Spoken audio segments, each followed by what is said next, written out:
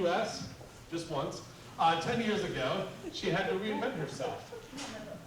She's won a Google Hackathon Audience Award in 2015, and that led her to implementing the idea of matching similar-minded people together. He said we'll need it in like 15 minutes. He said we'll need it in like 15 minutes. She became the key driving force for the professional tech and startup network in the Hudson Valley, which is where I met Yulia. And utilizing her experience, her skills, and her knowledge, she's founded OpenHub Corp, a technology think tank and training center right here in the Hudson Valley. She organizes regular Hudson Valley tech festivals, hackathons, and recording in fests. progress. And no one better can speak about how powerful this young lady is than Yulia herself, so I'll hand the mic over to her.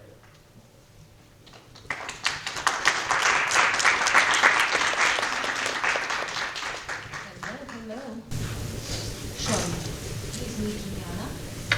Okay, can you hear me? Yes. Exactly today I lost my voice. As expected.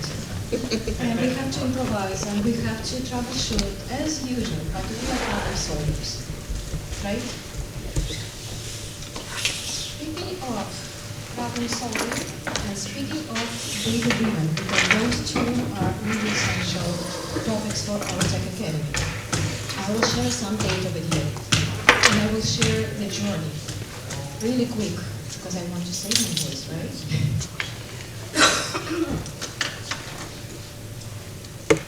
I had a dream of thriving tech community with mutual hunger, assisting each other to grow, build, create jobs.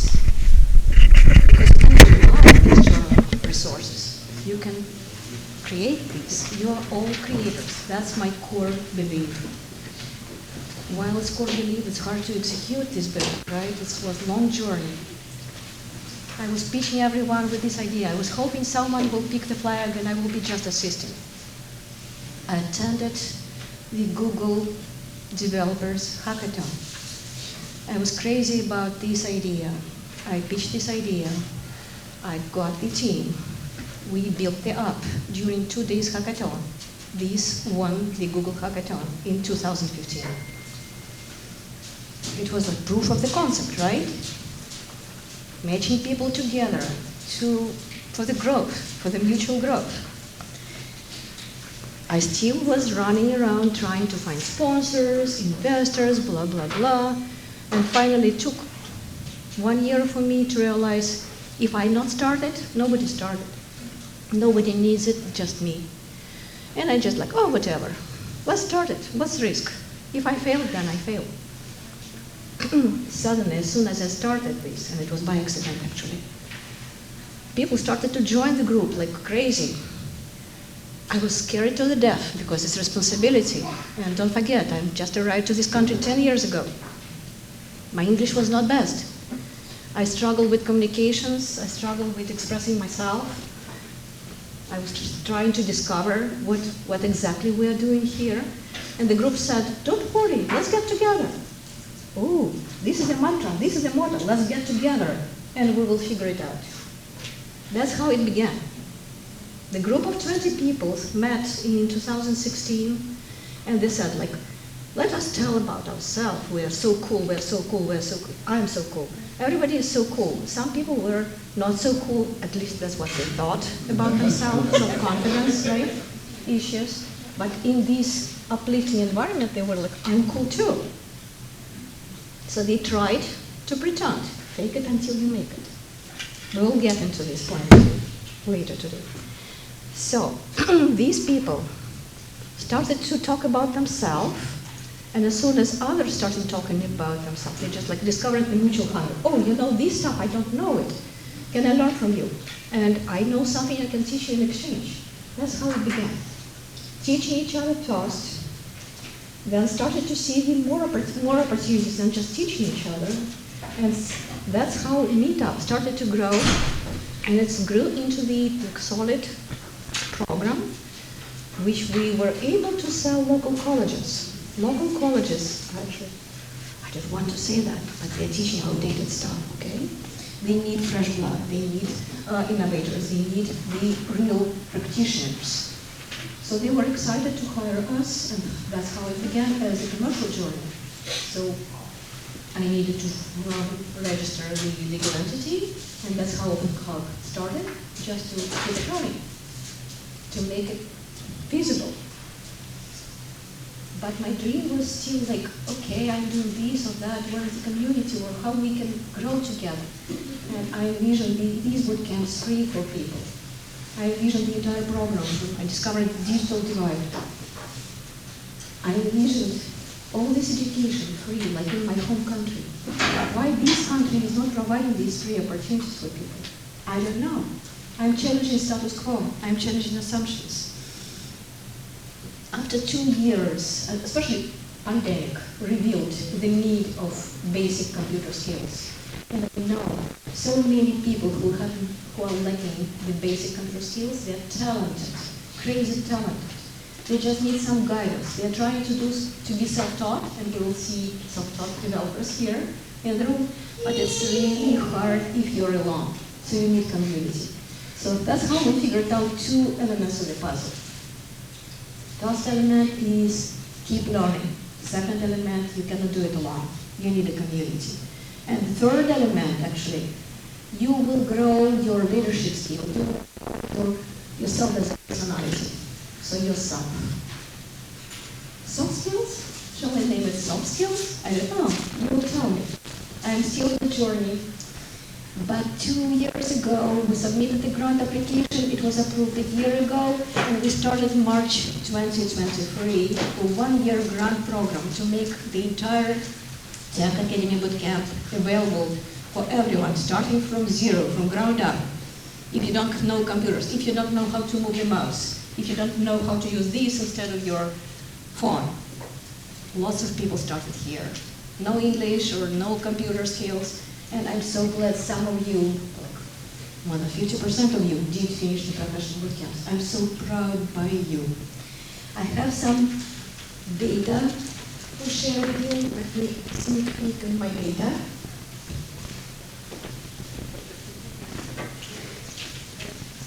Oops. Okay. 300 unique people registered for this country, for this program. 300 people. The grant was required to train 94. Maybe we will have some dropouts, right? So it's okay. 300 people are interested. Are they committed? Are they capable? And such. We did all of that. And the program was designed for people with challenges, out of the job, underpaid, unemployed, and such. I'm so glad to say that out of 300 people, 200 people did come up in person. They were committed at least to come, at least to take the assessment, at least to know where they are, where they stand. And out of 200 people,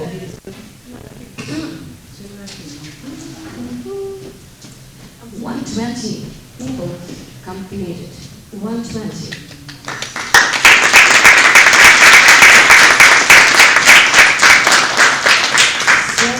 77% of those are female.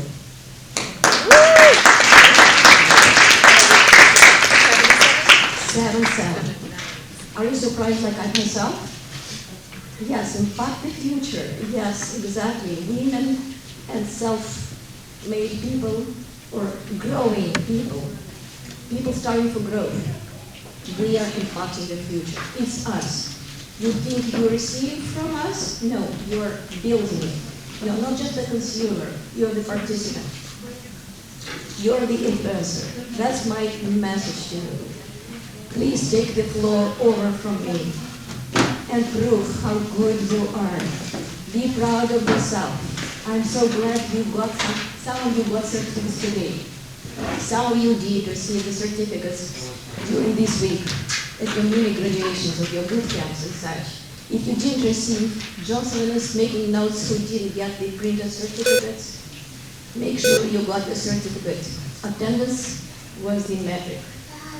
Your homework was the metric. But if you were committed to do something, we are more than happy to support you with the certificates and so on. of any kind, of some kind. Okay? So we're here to help you. And we're not leaving. Today is the last day of the program, but we are staying. The community is here. You know how to connect with us. Slack and Sean will address this later. I'm passing back to Sean.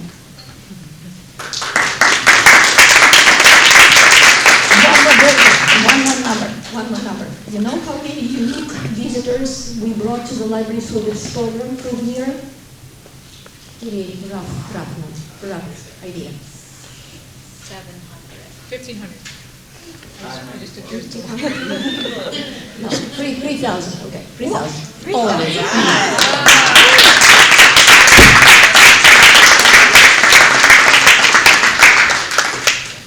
Thank you, Yulia.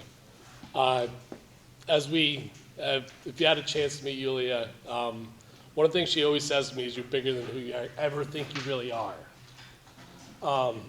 Which is, if we look around this room, so what she continues to try to do is bring everyone up to the next level. And so, thank you again, Yulia. There's not enough applause. If we could give her one more hand for what she's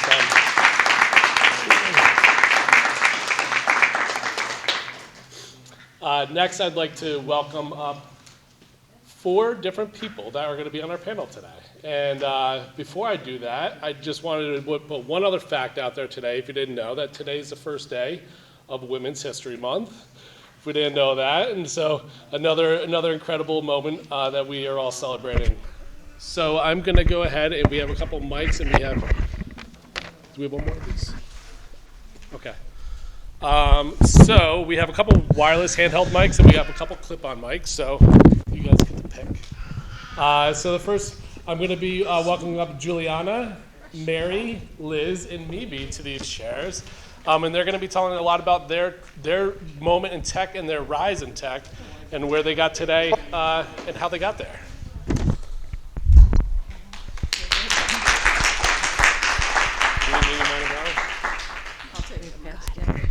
We can pass this back and forth. Mic check, mic check. Here.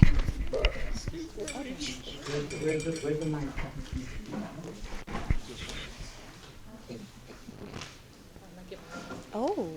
You just have to be around. Oh, okay. around. Okay. Okay. I can put it there. Yeah. This goes to camera, this goes to public. This small goes to camera. Okay. All right, so keep one. Okay, so, So one like this hold way, one switch this way. between you. Yeah, like that. There we go. And then we've got both camera and public, I guess. Yeah. Okay. We'll test. If there's any challenge with audio, please let us know, switch back, as we want to make sure everyone can hear. Gotcha. So first, I'm going to allow one panel, thank you so much for coming today. Thank you for taking time out of your day. Thank you for joining here. And if you could all just introduce yourselves one by one and give kind of lay of the land of the room of who you are and how you got to where you are today. Oh. Who wants to start? You got the mic? I'll start because I'm holding the microphone. That's what I get for volunteering, to hold the microphone. I'm Mimi Flynn. Introducing myself, right? Yes. I am the open source developer advocate for a large bank that I can't talk about right now, but you can also look me up. And I am the secretary of Community Board 1 in Lower Manhattan, and I sit on the board of the Things Network New York, which is the Things Network New York. It's a nonprofit that provides essentially like a consulting service to create small hardware devices that either sense or what have you. They connect to our radio network, which is run by the community in the city. And so we use those little radios to learn about the weather, about when tenants are being harassed by their landlords, other such things like that. So, thanks. Cool. I'll do this. All right. Hi, I'm Mary Rude. If you look at my last name, most people will say, how do you pronounce it? It's Rude like food. And I'm an Agile coach. Right now, I'm working for a corporate financial service organization. Again, you can look me up to see who that is. And also own 2 companies, an Agile consulting company and a cultural transformation company. I started my technical career in the military and have had a really windy and interesting adventure to get to where I'm at today, and I wouldn't have changed a minute of it. I'm Juliana. I am the Director of Engineering for an ed tech company. You may have heard of edX. The company I used to work for, well, they still work for, is 2U. They acquired edX 2 years ago, so now we're rebranded to go by edX. I started there as a mid-level engineer and rose up through leadership, and now I'm a Director of Engineering for 4 teams that all build the site that you see when you go to edX.org. I started my career in the opposite of the military, in theater. And I have a master's of finance in theater, and that's actually how I got into development. I can talk about that a little later, but was by way of design for theater, technical design. I was a lighting designer and a video designer, and then I met some designers in New York City who were writing code to create large-scale installations, and I thought, well, I want to write code to, I guess I'll tell it now. I said I'd say it later, but I'm just telling you now. And I thought, I want to write some code. I want to learn how to make these large-scale installations.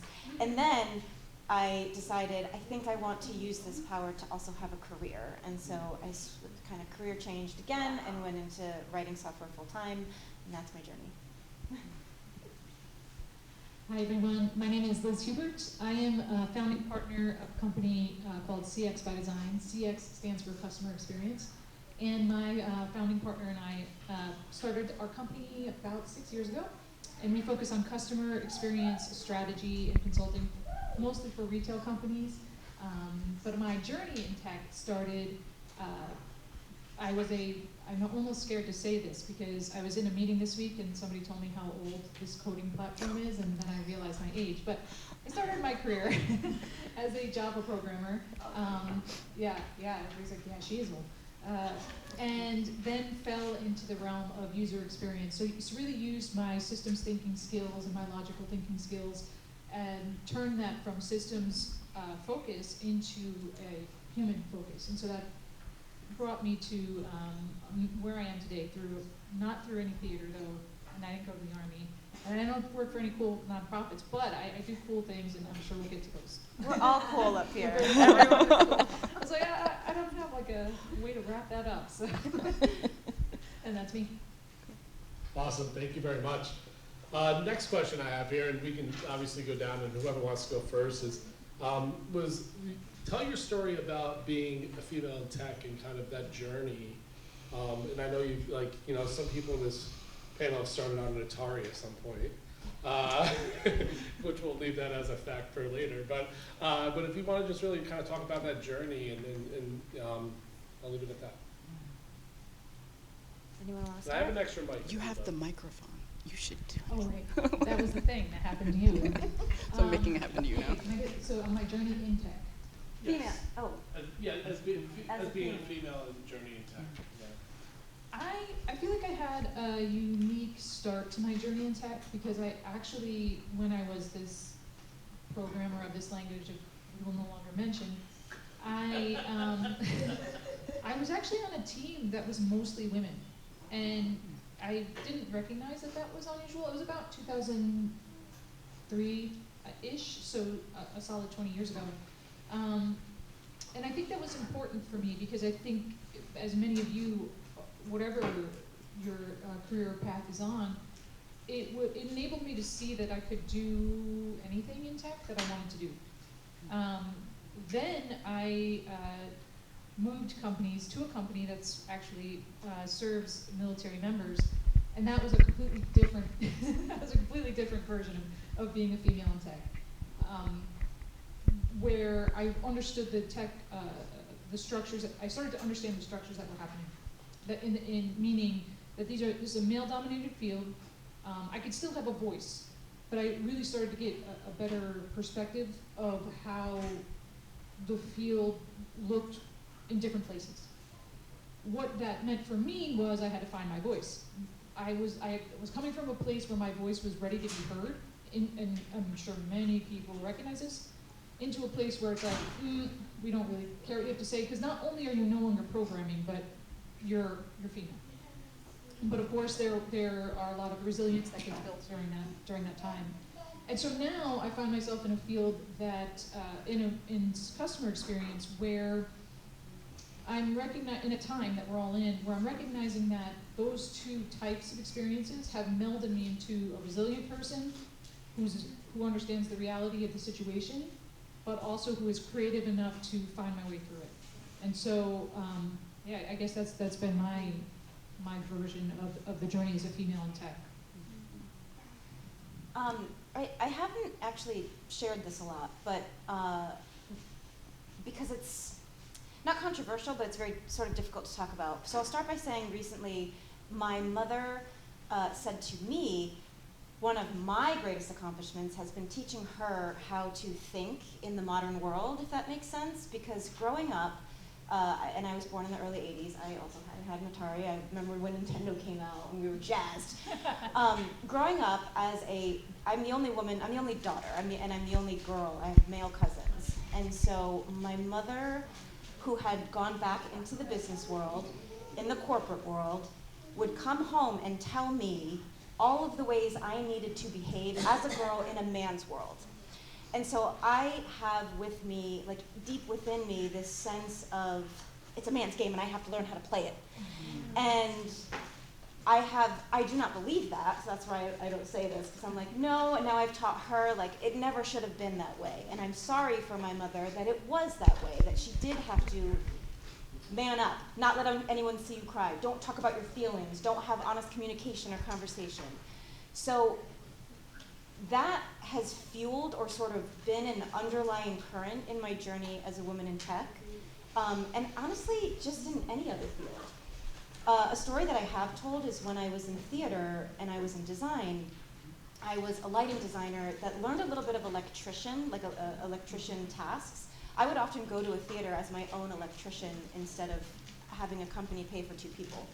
And I showed up to a theater once, and the master technician, you know, the person who's responsible for the technology of that theater said, well, where's your electrician? Because I don't let women go up in the lift. And he wouldn't let me hang my own lights. And I said, well, we have a problem because I'm the only one who knows my lighting design and my lighting plot, and I'm going up in that lift. Spoiler, I went up in the lift. And the whole time, he made me feel so uncomfortable saying, I don't like this, I don't like women up here, and I kept saying, you're making it worse. You're making it worse for everybody. So I would love to say that I had a very uncommon experience in tech, or rather common, I guess, and it was met with nothing but support. But I have had managers who have left me out of conversations, and I think it's specifically because I was a woman. And I called one of my managers out on it, and he said, well, it's because you expose your ignorance, which meaning you're the one who says, I'm not afraid to say I don't know, right? If he asks a room of engineers, are you all familiar with brand new technology that came out today? I'd be like, no, but I can learn it. And I'm sitting among a bunch of men who would say, yeah, I read a blog post about it a year. Yeah, I think I know a little bit. I can fudge my way through this, you know?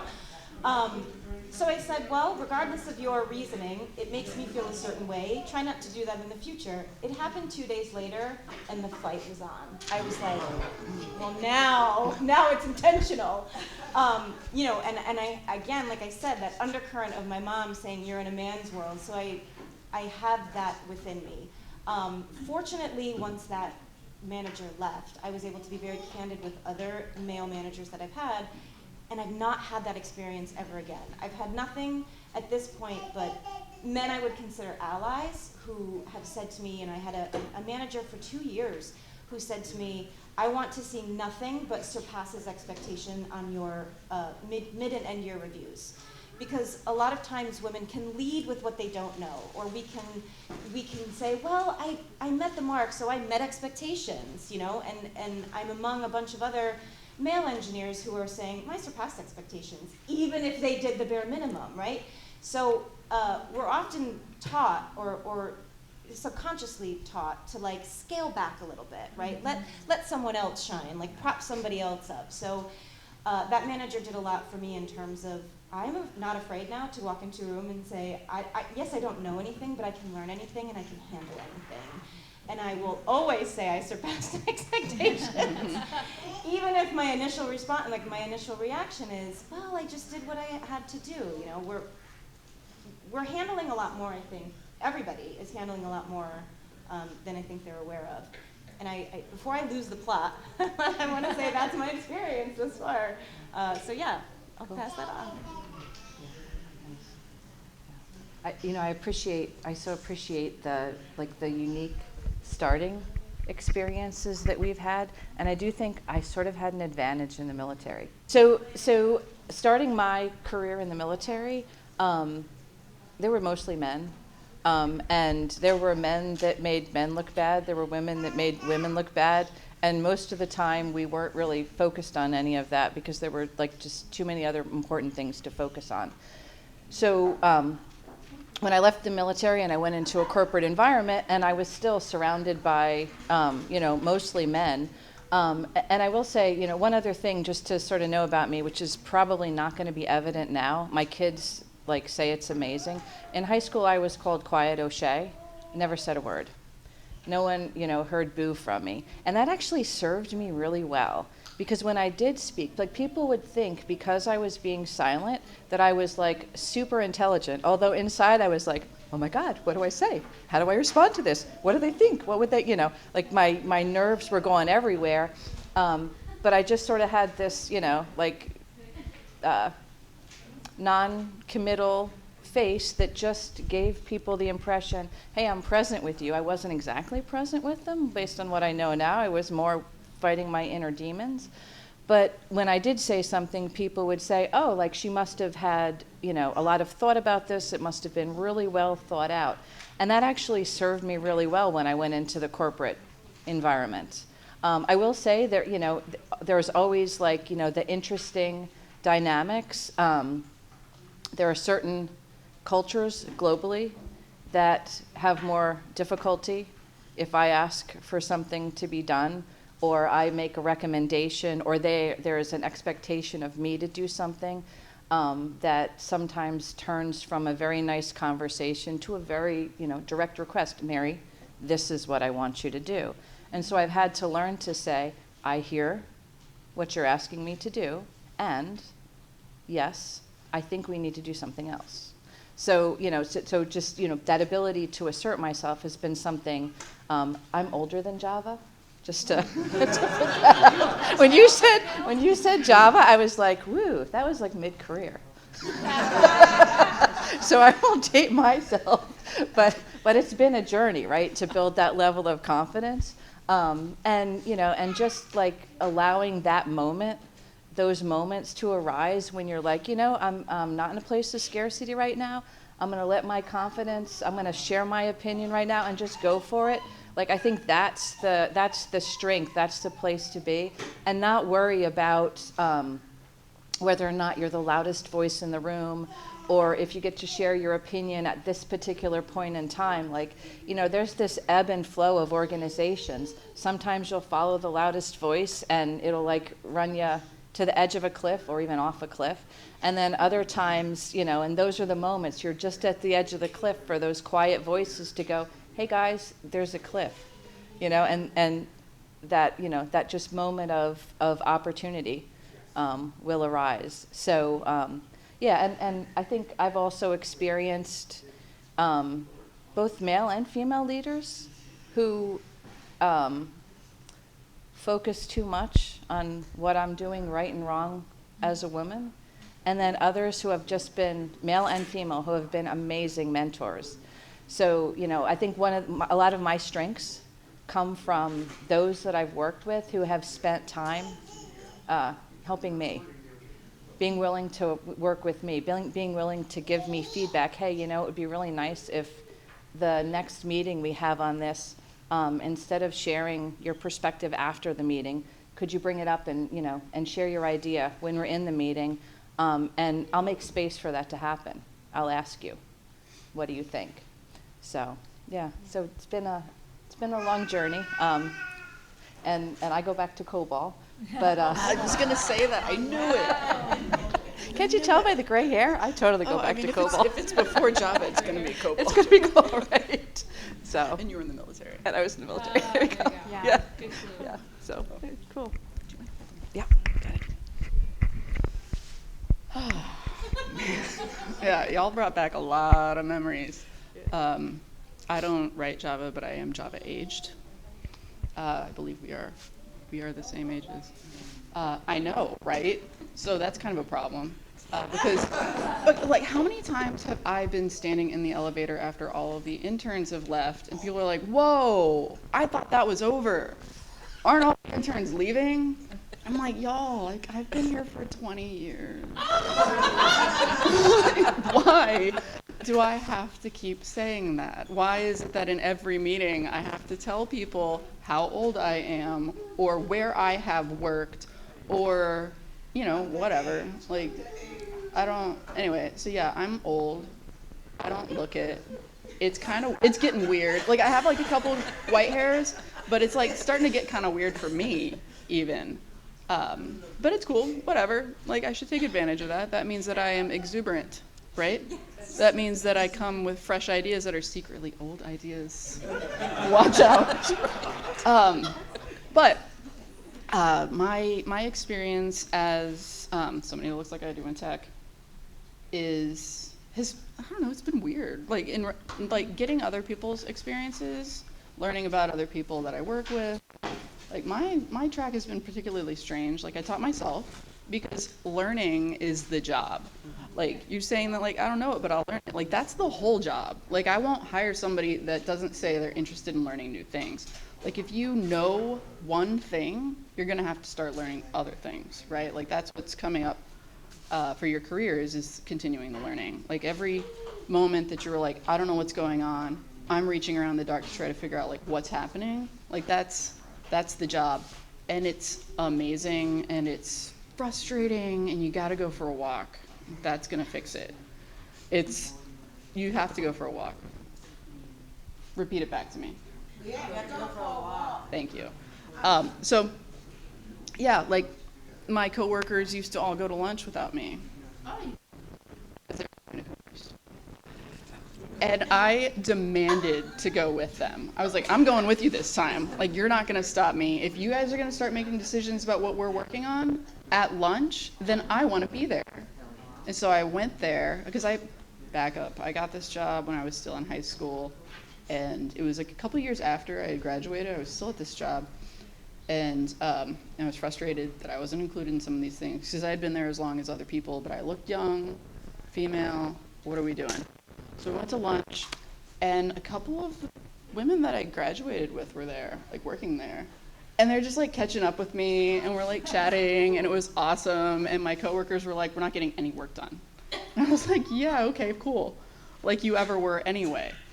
So, but I hadn't thought about that in years, right? Like, thank you. Thanks everybody for experiencing that memory with me. But yeah, it's been weird. That's pretty much it. It's getting better. I will say that. It's getting better because we were talking about why diverse ideas are good. Like why diversity matters in the workplace, because I am going to show up with different, fresh ideas or secret old ideas.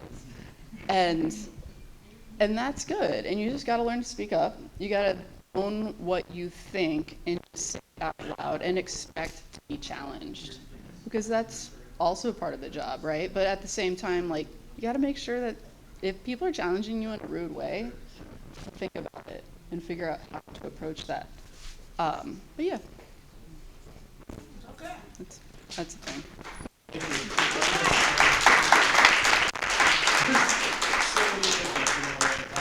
Journey that you guys all led us on to that were really powerful. So I want to again thank you for opening up and sharing that.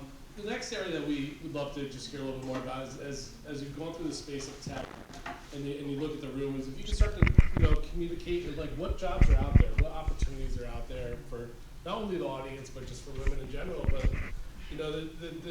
the tech atmosphere is changing rapidly and it's growing and it's really the future in so many different ways of what we're doing.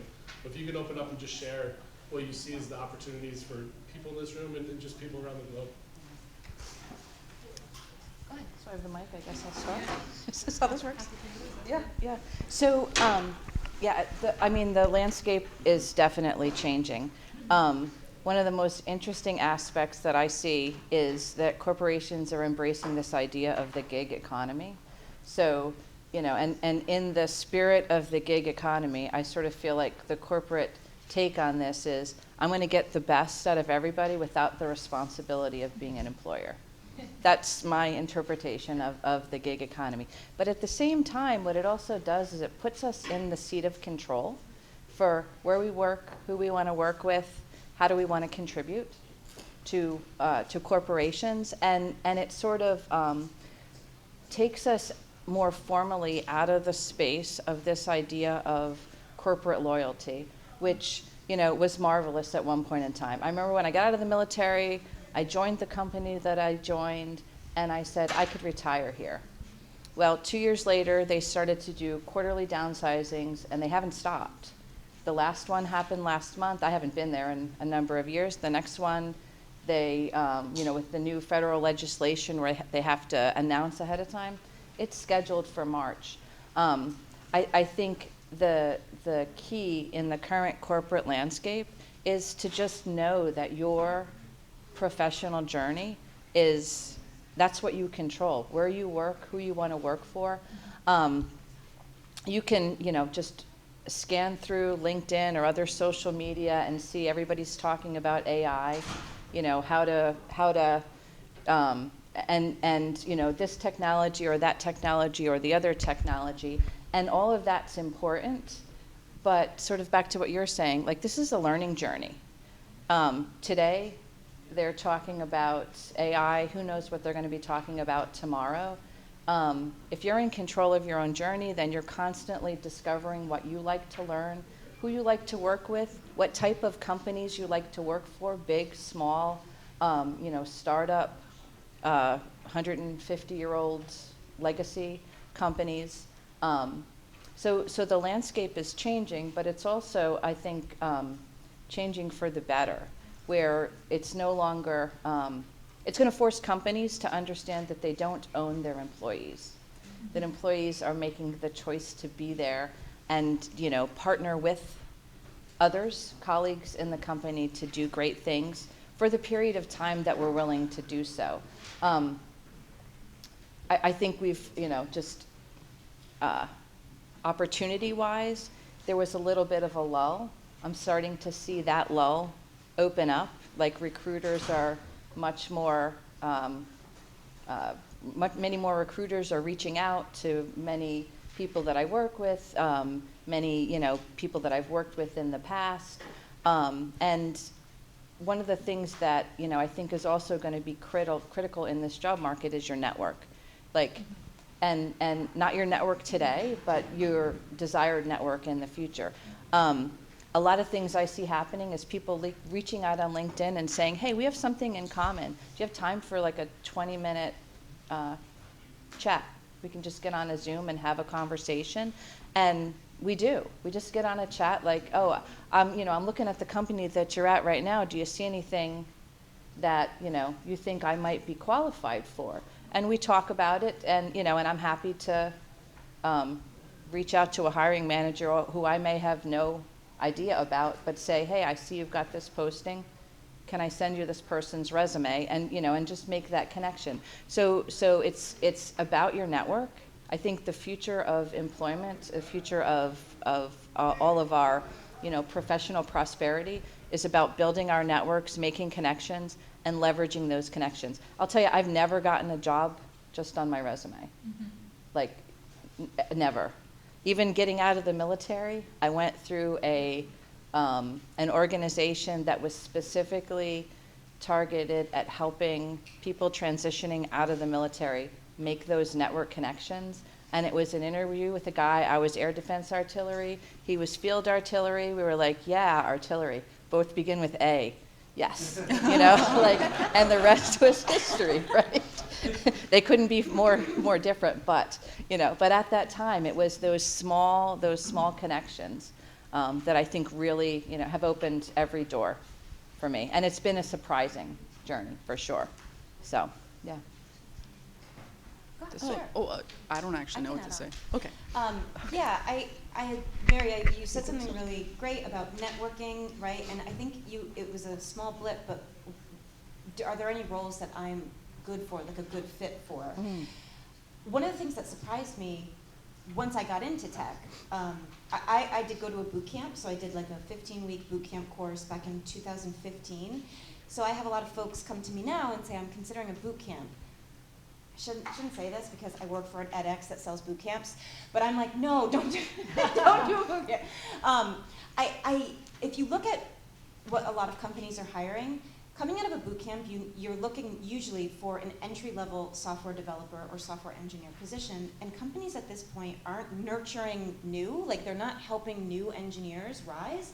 They're looking for seniors because to learn AI, you've got to kind of learn a little bit of development, maybe a little bit of data science. That's kind of really what AI is. So like neural networks or like learning languages. So if you're brand new, it's going to be that hurdle to get that first engineering job is tough. When I started working at 2U, I've been there over 6 years now. I noticed a number of people who were engineers, and we'd be chatting in the kitchen, and I'd say, oh, did you go to a boot camp, or did you go to college for computer science? No, I started as a business analyst and just kept learning code and kept telling my manager, I want to be an engineer, I want to be an engineer, and then I became an engineer. And it sounds easy. Of course, the investment time was a little bit longer.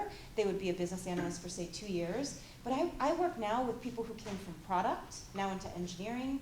And there's a lot of adjacent or lateral movement once you get into a tech company, especially because once you start learning the actual product, if someone's going to hire a lower level engineer, I'll say like an engineer 1 or 2, why not have somebody who already has intimate knowledge of the product, of our users, of like the business behind it? So that's something I've also recommended lately, is looking at what you might be a good fit for, and that might actually take a little bit of time. You might not realize how many skills you have that translate to something else. I think that's overlooked often. And then figuring out from there, once you're in a company, all right, identify other roles you might want, and how can you work on a path towards growing into that role. That's my take on it. Cool. Anyone to add? Yeah, sure. I didn't want to end up with the microphone last. So, good strategy. I know. You're welcome. Opportunity today. That's what we're talking about, right? Like how do you go? Like you're graduating from a program. You're getting a certificate today. Is that correct? Yes. All right. Volunteering is a really great way to continue to get experience and to show initiative. At least that's what worked for me. 20 years ago, 24 years ago now. Because then you can put that on your resume. You can have someone that you've worked with as a reference. You can show people the code that you've written if it's open source. I'm an open source advocate, so I'm supposed to say that. But it is really helpful to see like what you do, like how you write code, how you think about code, how you react to a code review. And so doing a bit of volunteer work, like volunteer to like make an app for a nonprofit. Get to know the people that work there. Get to know the people that work there that have other jobs. Like, just get to know everybody. Tell everybody what you want to do, and tell everybody what you're working on. And you'll make those connections, and you'll have experience, and you'll have references. And that is a really good way to continue to get your foot into the door, so you get your other foot into the door, and then you're in the building. So.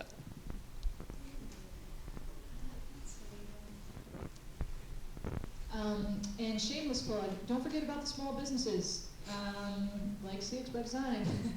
we had started a program, my founding partner and I actually started teaching as adjunct instructors at Pace University. And that really opened up the door for us to have interns. And for us, it's a great fit because, like many of you, they have a skill set that they're honing and they need practice on. And we need people who are honing skill sets and don't yet earn six-figure salaries necessarily to use those skill sets. And the goal is that they don't work for us forever, but that we're both getting value out of this relationship, especially them getting mentorship. Then we had one of our interns said the other day, wow, I understand why people aren't hiring me now. And it wasn't because of her skill set. It's because she just hadn't worked on a project yet. And now she's working on projects, she's seeing how clients react. But she's doing that in a space with myself or my founding partner. And they're able to say, okay, this is where I need to tweak and adjust. And that's, to your point, and all of our points, it's very hard to do conceptually. So it can be done, but it's much easier or there's much less resistance when you're doing it experientially.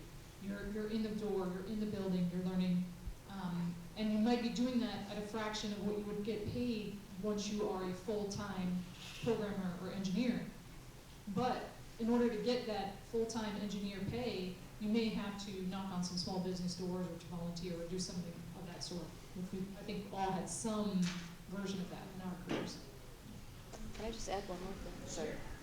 I just want to add one more thing. Just thinking about going in and into that mentor-mentee relationship, there is a whole layer of leadership, which is why I do what I do in coaching. There's a whole layer of leadership who has lost the skill in helping others develop. And they need people who want to go into a mentor-mentee relationship to help them develop the skills of developing others. That whole gap of, why are we not bringing junior developers into the organization? We just don't have the skill set to do it. We want to hire the seniors because we don't have to do anything other than ask them to do the job. So in looking at those type of engagements, those type of relationships, understand you're giving those leaders probably more of a bigger gift than they're giving you. Mm-hmm. So think about it that way. What can you give that mentor to help them in their in that gap? Because like I said, there's a whole layer of leaders out there who have no idea about people development because they've just had the luxury of bringing in talented, experienced individuals into their organization. Mm-hmm. So, and it's huge. Yeah. You got the mic. Oh, I was gonna let you start.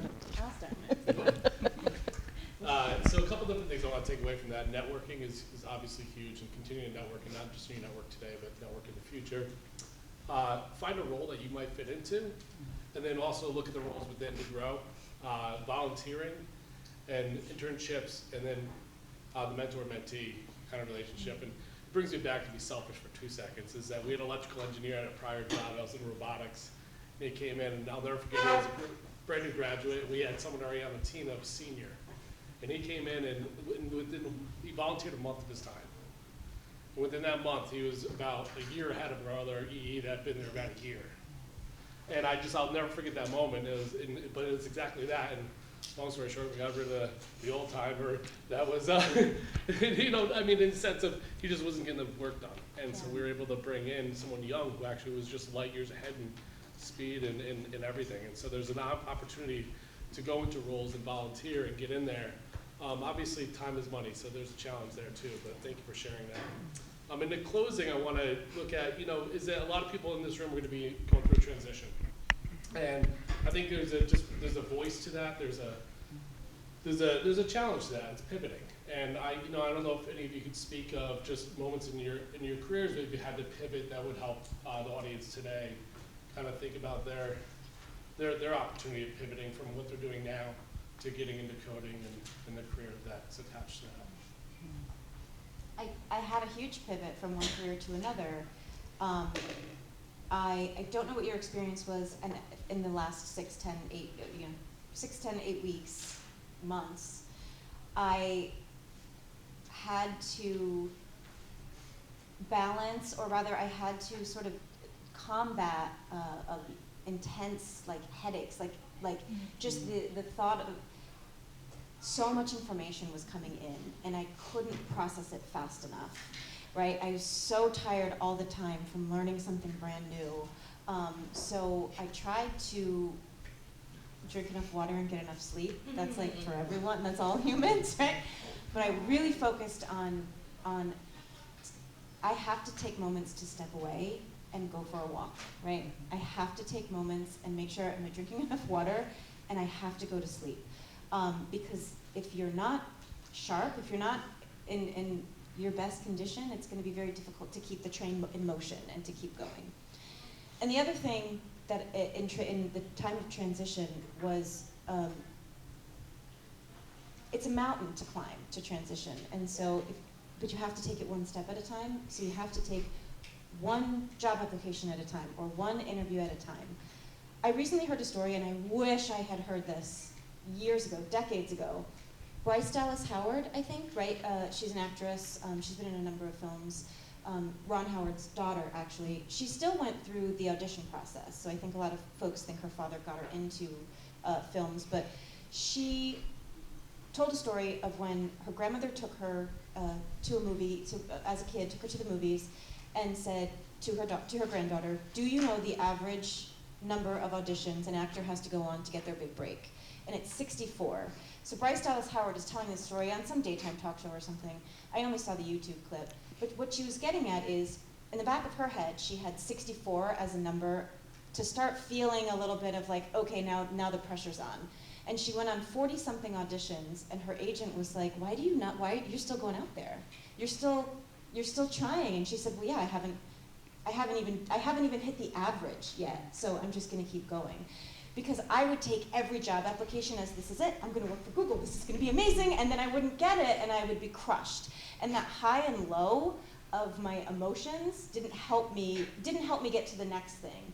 So looking at every interview as, if I don't get this, that's okay, I'm practicing for the next one. I'm practicing for the right one. Mm-hmm. And also, I'll say this, when I started out, especially in transition, there's a sense of, I'll take whatever. Like this job, if they offer me the role, I have to take this because I need that first in. I need that foot in the door. My first job in tech was awful. Like, forget leaving me at lunch and going to Hooters. They'd turn their computer screens away from me to show each other things at work, and I'm like, this is so awkward. This is so bad. In hindsight, I took it, seeing red flags, being in the space and listening to the leaders yelling at folks in closed doors as a marketing firm. But I thought, I gotta get my foot in the door. I gotta start somewhere. And I pretty much started and immediately hunted for the next role. But you're interviewing them too. And you're asking them, am I gonna be the right fit here? Are you the right fit for me? So that's sort of my transition advice, and it's a marathon, right? Mm-hmm. So like setting yourself up for apply once a day, or take a half an hour to do one task every day, instead of thinking, I'm just gonna sit down on Sunday and lose my whole day to like finding the next thing. I don't know if anyone else has, yeah. Oh, goodness. Yep. You inspire me. You all inspire me. What was coming to me as I was listening to your amazing stories, Juliana, is that, because I'm thinking about my own transition, as a business owner, I haven't had to apply for jobs for a long time, even though I'm in sales pretty much all the time. And that reminded me that, you know what, Liz, life is transition. Like, always be in transition. Because in transition is when you're growing and you're pushing yourself and you're doing something new and you're seeing how far you can go. And so for us, my resembling story is that we decided to make I think it's a big leap, last year, and kind of restructure our business and how we were going to do business. And that, I'm looking back now, and like this past year has been incredibly, for many of you, it's just been intense. I'm doing new things, I'm meeting new people, I've been stretching my skills, and I think that's been really good. And I'm trying not to segment it now. I'm trying not to say, oh, that's when I'm in transition and this is when I'm not. But more like, if I live life in transition, then the real transitions are not as challenging, or they're not as stark, because I'm resilient. I prepared myself. I'm like an athlete. I'm always in training.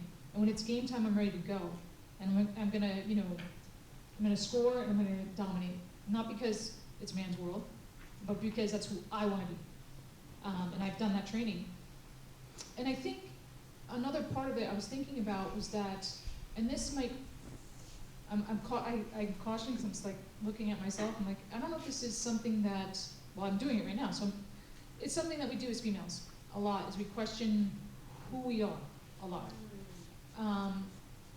And I think in life is transition, what I have learned, and especially over this past year, is not to throw away who I have been, but to bring along the along. You're going to work and change and transmute and all that stuff. But I don't have to start from scratch. So just because you're starting in your career as an engineer and before maybe, I don't know, you were a librarian, that doesn't mean that you don't have skills that translate and that aren't needed in your new career. It just means that you're in a new career. So you're still you. So I guess that's another important part for all of us, especially as women, to take away is we don't have to play a role that we're now in tech. We can say, I am, insert your first name, now in tech.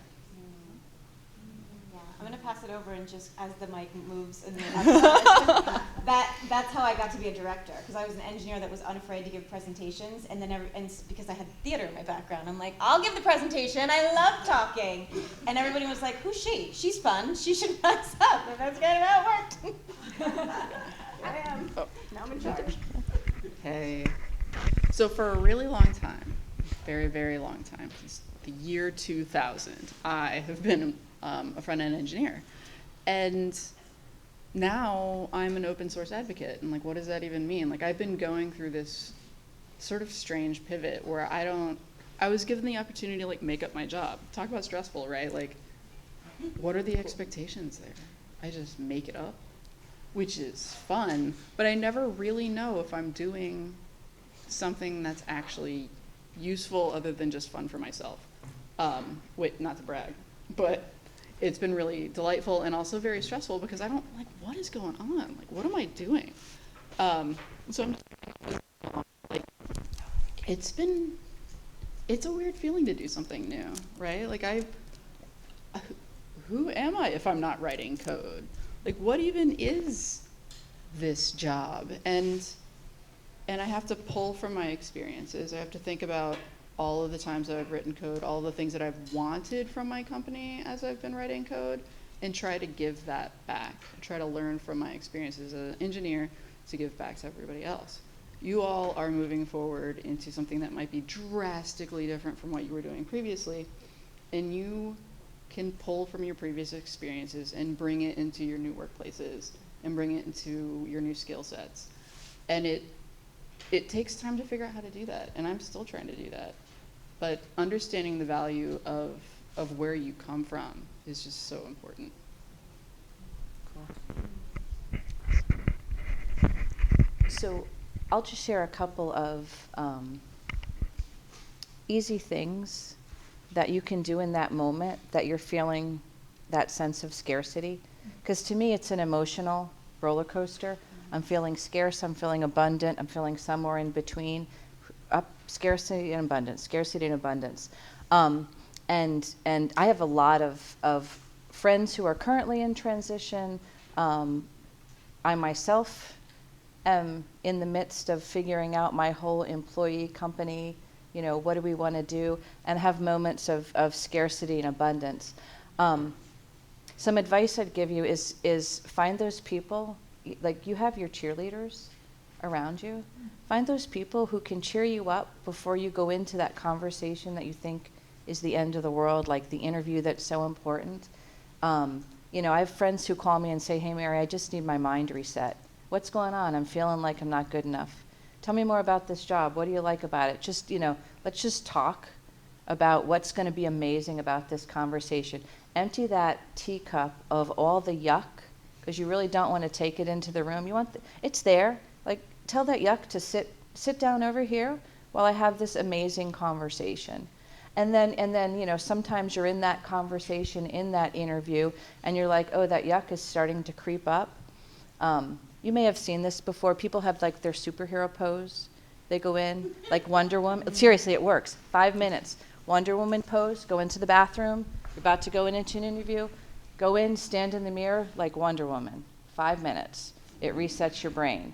The other thing is you're in the middle of conversation, you feel stressed. You do this, thinker. This is a pressure point. It reduces your stress. I'm so interested in what you're saying. Everybody do it. We all have us did it. I am so interested in what you're saying. My stress just went down 5 degrees. I don't have to say a word. They think I'm fully present with you. My stress has gone down. I'm back in the game. So, find those little things, find those advocates. We all do this in community, and don't do it alone. Yeah.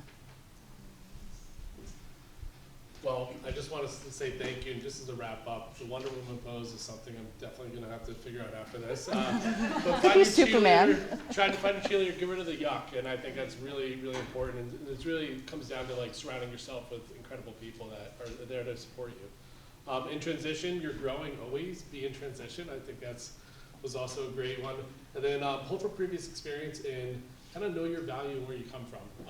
Whether or not it was in the same field, it really, so many times, it really doesn't matter. It's really what you learned in the past and bringing that forward. So I just want to take a second, and we need to transition from this moment. But I just want to say thank you to everyone up here. We have, again, Mimi, Juliana, Mary, and Liz. And if we could please give them a round of applause.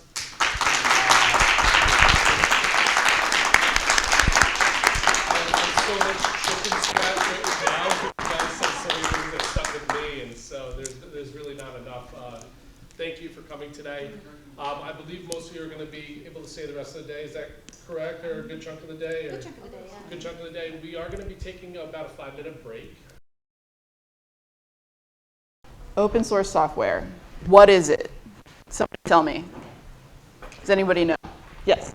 It's a platform where you could find all of the codes that have been created that are available by nonprofits that you could actually use as a resource and as a trainer to develop.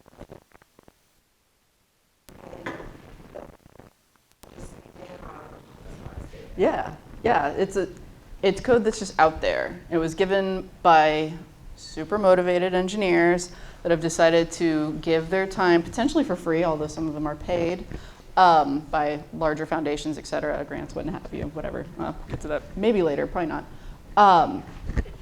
And they are open source software is ultimately determined by its license, getting legal on you. The license determines whether or not you can have the code for yourself, right? Like it essentially says that it's freely distributed. Generally, open source software is created collaboratively out in the open on the internet, probably on GitHub, your new favorite website, I'm sure. It's generally, hopefully, most of the time, or perhaps all the time, if it is something that you want to work with, these projects will not discriminate against persons or groups. They won't discriminate against fields of endeavor. And they will not have a license that restricts what kinds of products it can be used in. So, but overall, there's code out there for a lot of the software you use every single day. It's just free and out there, and you can read it. You can read through it, and you can think about how you want to write code that beautiful, or how you think that code is terrible. And you can work on it if you are so inclined. But you don't have to just write code to contribute to open source. You can also participate in a working group. Like let's say you use a calendar that keeps track of events for a foundation that you're interested in participating in. And their calendar is just terrible. Like the event details is just awful, and you can't figure out how to join the Zoom call. And I made it myself, so somebody can help me with it. But you want to just participate in that project. You can join the working group. You go to where that code lives, look at the contribution guidelines, go to the working group and make suggestions, or you can just put suggestions directly into the GitHub issues. Make a GitHub account. I'm pretty sure you all already have a GitHub account and you all know what GitHub is. I might be skipping a major thing, but looks like we're good. Trying to make this fast. So think about stuff that you work on daily if you're interested in contributing to it. Think about if there's some kind of software that has a bug in it that you're interested in fixing. And dig into the code, learn how that software is developed, how those groups work. They're all just people, and you can talk to them. And hopefully they will be nice to you. Which brings me to some numbers about, according to the National Association for Women in Information Technology, Women hold 26% of computing jobs, 19% of software engineering jobs, and account for 11% of open source developers. So we all need to get a little bit more involved because there's plenty of space for us. Yeah, I feel like, I don't know, any questions? Kind of went through that really fast because it was like going to be 15 minutes. Who owns that license? Who develops that license? Yeah. And therefore, who controls that whole thing? So licenses, there's a lot of different kinds of licenses. There's green licenses, yellow licenses, and red licenses to software. Green licenses are generally the ones that you want to be involved in. That's a whole universe of legal pain that I am not a lawyer, so I can't necessarily talk about it. But licenses like MIT, Apache 2, etc., the license is included with the code. It has to be. And so it will be in the GitHub repository alongside a contributions.markdown file, which will contribute and interact with the community. But yeah, the license will be there. You can read it, or you could look up the license, get like a too long didn't read part about it, which is very useful. That's what I usually do. Or I just try to figure out if it's a green license, because sometimes I don't want to read too much. Any other questions? I just have one question. Do you have an example of an open source software which is successful and a lot of people use? And Yeah. So we all have phones. All of those phones have technology on it, right? There's like Bluetooth, there's little radios that talk to satellites if you have a phone. There's radios that talk to antennas. Those radios all use open source software libraries to interact with the different components inside of the phone. This is getting really micro into the phone. But yes, everybody uses, like a Chromebook, yeah, there's a lot. Linux, Angular, React, those are open source projects. Spring Boot, where's my Java person? Anyway, I believe open source. Nginx, like all kinds of things that we use every single day. So, yeah, Python's open source. Oh yeah, the languages are open source. If you. A lot of languages we use are open source because you can make it better. Yeah. Firefox. Yeah, Firefox is open source. Yeah, I don't know how many open source. Yes, WordPress is also open source. Not the WordPress. Mm-hmm. Yeah. It is, which sadly you can't just like install it into a computer and just use it as an operating system. But the kernel is open source. So yeah. Any other questions? I don't know. I tried to go fast.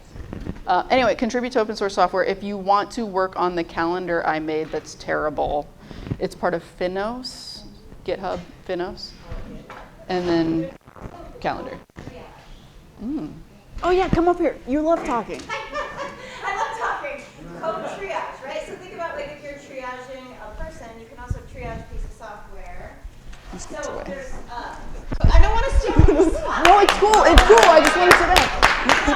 There's code triage. So you can go and there will be open source projects that will post, hey, we need someone to take a look at this piece of our code.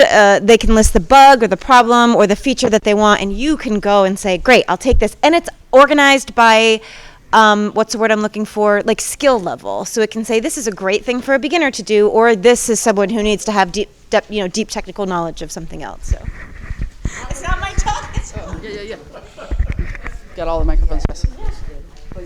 Yes. I have a question. So how did you mentioned before that you are very passionate about open source and you just something that it kind of like started. How did you get involved with that? Like what made you? I don't know. We got time for that.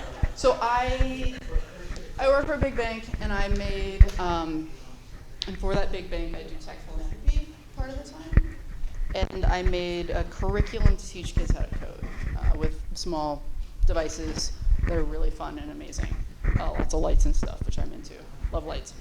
But so I made a website that held the curriculum, and I made it in my own GitHub, and I wanted to give it to the company I worked for. And so I went through this whole open source process through the company to give it to it, and it was really pretty eye-opening as to like all the legal stuff, like the licensing. Like you should totally look into it. It's like kind of a big deal.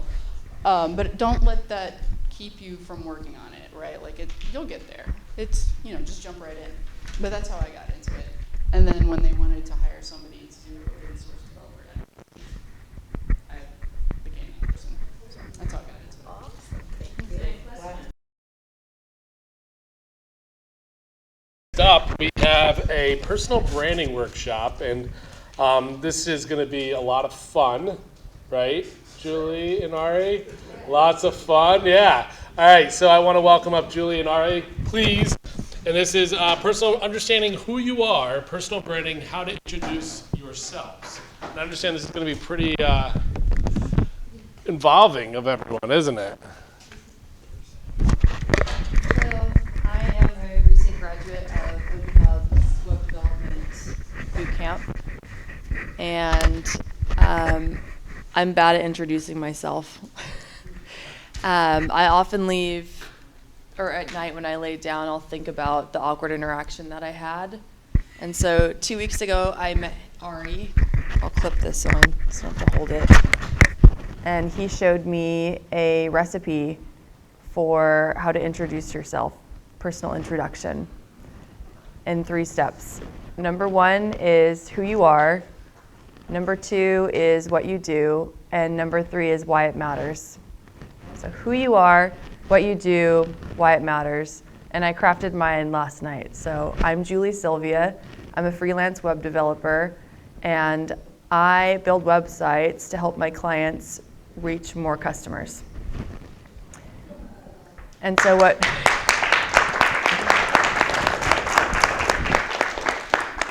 we're going to have you do is that recipe. We're going to have everyone in the room craft their own. Are we short on time, or are we?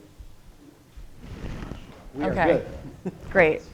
So are we doing that now, or do you want to? Well, first of all, thank you, Julie, for agreeing at the last minute to do this with us. Wasn't that a great introduction? Yes. Right? It's such a simple recipe. We're very excited to share it with you. So I just want to back up a moment because there's 2 things on the program today that might be a little bit confusing. Number 1, it says that this is a personal branding workshop. Does anyone know what personal branding is? Why it's called that? Yeah, I bumped into somebody that thought that was that what he was here for. But it's kind of like when you think of social media, the platform, or even just as a celebrity or somebody that wants to be known, like Oprah Winfrey, she always said, everything that I do, I put my name on it in everything, a magazine, everything. That's like a personal branding of a person. So that's... Yeah, Oprah's a good example because we all know her by name. We don't even need her last name, right? She's just Oprah. Right. That's some good branding. But you don't have to be famous to have a personal brand. Everyone has a personal brand, according to my definition of branding. I wrote about this in my book. I'm the author of Personal Branding at Work. I'm not trying to sell this book. I'm just letting you know that my definition was good enough to get me a book deal. So my definition of branding is the simplest one you'll ever hear. Branding is the impression you make on others. That's it. You will not find a shorter definition. Branding is the impression you make on others, and we all make an impression. So how nice is it to craft an introduction like Julie did so that you can make a great first impression? So that's what we'd love to do with you today. Does that sound good? Yes. And so that's what personal branding is. It's making an impression, and your first opportunity to make an impression is when you introduce yourself. But the other thing I wanted to point out on today's program is that it says it's a workshop. This is not a whole workshop. It's just an exercise, right? We're not going to take more than 30 minutes. So, Julie, what do you think? I think let's make them do it. All right, let's make you do it. So Julie and I came up with a quick instructions for you. Here's what we're going to do. Take 5 minutes to write down your own introduction. Who you are, what you do, and why it matters. Who you are is just your name and maybe where you're from. I'm Ari Weinstein. I live in New Windsor, so I'm a local. What you do. I'm a career development coach. Why does it matter? I help people discover and share their personal brand so that they can find new, exciting career opportunities. So that's my introduction. Feel free to try the recipe for yourself. Take 5 minutes to write it down. When you're done writing it down, we're going to have everyone pair up and introduce yourselves to each other. You can introduce yourself to anyone, including to us, including to Julie and myself. So, ready to go? There are lots of different parts of us that we personally brand. I'm a grandmother. I'm a mother of 2. I volunteer in the community. I have a full-time business. So all of those are separate pieces of who we are or who I am and what I do.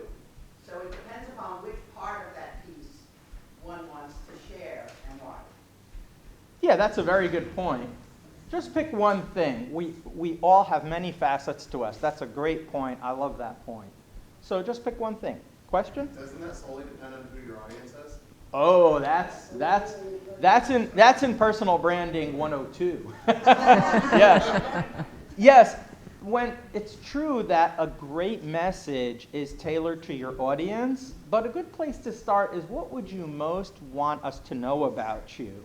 Think of our panelists here. Think of Julie. Julie told you about herself in terms that have to do with what she learned here at Tech Academy. So perhaps that's something. So just pick one thing. Go easy on yourself. This is meant to be a fun exercise. So we're going to start counting 5 minutes from now, okay? Can you repeat the 3? The 3 parts are who you are, what you do, why it matters.